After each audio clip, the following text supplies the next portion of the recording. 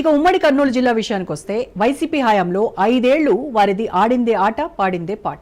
వారి అరాచకాలకు ఎంతో మంది టీడీపీ నాయకులు, కార్యకర్తలు, సానుభూతిపరులు తీవ్ర ఇబ్బందులు పడ్డారు.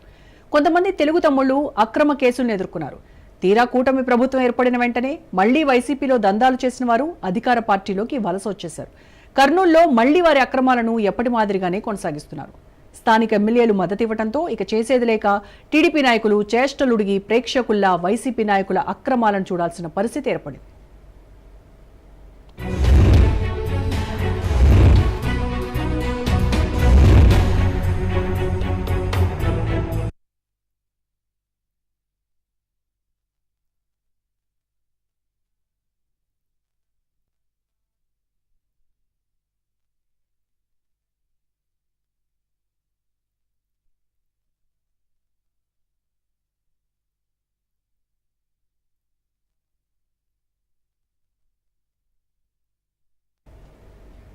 ఇక ఆలూరు నియోజకవర్గంలోని హోళగుంద, హాలహర్వి మండలాలు కర్ణాటక సరిహద్దుల్లో ఉన్నందున రాత్రివేళల్లో రేషన్ బియ్యాన్ని అక్రమంగా సరిహద్దు దాటించి డబ్బులు దండుకోవడం వైసీపీ హయాంలో ఆనవాయితీగా ఉండేది.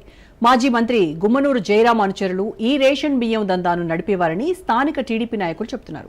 గుమ్మనూరు జయరాం టీడీపీలో చేరి గుంతకల్లు వెళ్లిన తర్వాత కూడా ఆయన అనుచరులు ఎప్పటి మాదిరిగానే అక్రమ రేషన్ బియ్యం బిజినెస్ లో బిజీగా ఉన్నారని తెలుగు తమ్ముళ్లు ఆరోపిస్తున్నారు. ఇక ఎమ్మిగనూరు పరిధిలో మట్కా విచ్చలవిడిగా నడుస్తోందని వైసీపీ నుంచి టీడీపీలో చేరిన ఓ ప్రజాప్రతినిధి శివారు కాలనీలో పేకాట, మట్కా శిబిరాల్ని నడిపిస్తున్నారని తెలుస్తోంది. అటు నాగలదిన్నెలో వైసీపీ నుంచి టీడీపీలోకి జంప్ అయిన 2 స్థానిక నేతలు తుంగభద్రా నది నుంచి జోరుగా ఇసుక అక్రమ రవాణా చేస్తున్నా పోలీసులు పట్టించుకోవడం లేదు. వీరికి స్థానిక టీడీపీ నేతల మద్దతుందని చెప్తున్నారు.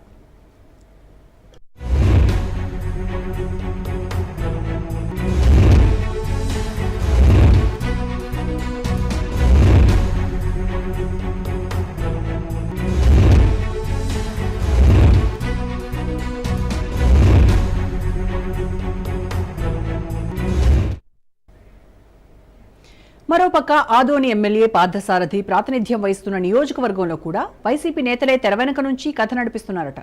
లిక్కర్ సిండికేట్, అక్రమంగా ఎర్రమట్టి తవ్వకాల్లో మునిగి తేలుతున్న వైసీపీ నేతలు గత ప్రభుత్వంలో అడ్డగోలుగా దోచుకున్నారు. ఇప్పుడు ఈ దోపిడీ బ్యాచ్ మొత్తం ఎమ్మెల్యే అనుచరులతో కలిసి అక్రమ దందా కొనసాగిస్తున్నారని స్థానిక టీడీపీ నేతలు ఆరోపిస్తున్నారు. అధికారంలో ఉన్నప్పుడు మట్కా, అక్రమ మద్యం దందాలో కీలక సూత్రధారులు టీడీపీలో చేరి నిరాటంకంగా తమ అక్రమ వ్యాపారాన్ని కొనసాగిస్తున్నట్టుగా తెలుస్తోంది.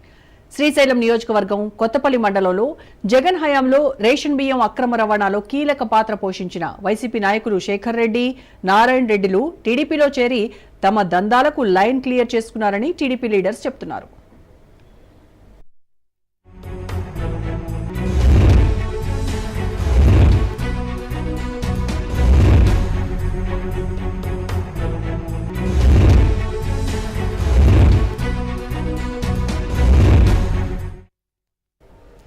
అటు ఆళ్లగడ్డ సిరివెళ్ల ప్రాంతానికి చెందిన గురు అనే వైసీపీ లీడర్ వైసీపీ అధికారంలో ఉన్నప్పుడు అక్రమ రేషన్ వ్యాపారంతో పాటు ఎర్రమట్టి, ఇసుక అక్రమ తవ్వకాలో కీలకంగా ఉండేవాడని, ఇప్పుడు టీడీపీలో చేరి స్థానిక నేతల సపోర్టుతో తన ఆగడాలను కొనసాగిస్తున్నాడని ఆరోపణలు వస్తున్నాయి. ఆళ్లగడ్డలో స్థానిక ఎమ్మెల్యే బంధువుల అండ చూసుకుని శివ అనే మాజీ వైసీపీ నాయకుడు అక్రమ ఇసుక, ఎర్రమట్టి తవ్వకాలతో పాటు రేషన్ బియ్యాన్ని అక్రమంగా విక్రయిస్తున్నాడనే వార్తలు వస్తున్నాయి.